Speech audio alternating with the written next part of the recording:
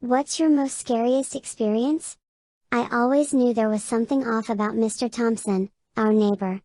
He was quiet, too quiet, and his eyes held a darkness that made me shiver. It started a few months ago, the murders.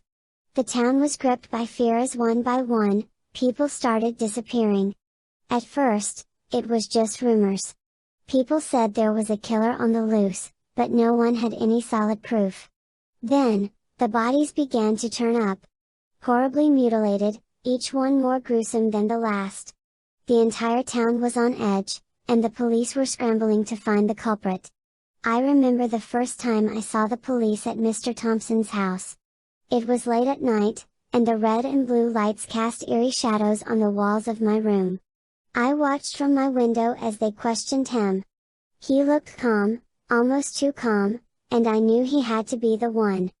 My suspicions grew stronger with each passing day. I'd see him in his yard, always working on something in his garage. I could never see what he was doing, but I knew it was something sinister. I started keeping a journal, documenting his every move, convinced that I would be the one to bring him to justice.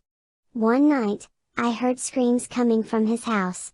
My heart pounded in my chest as I peered through the blinds. I saw him dragging a large, black bag into his garage. I knew I had to act. I called the police, and within minutes, they arrived, sirens blaring. They stormed his house, and I watched as they dragged Mr. Thompson out in handcuffs. He was shouting, claiming he was innocent, but no one believed him. The evidence was overwhelming. The police found bloodstains in his garage and the tools he used to dismember his victims. As the police led him away, I felt a strange sense of satisfaction.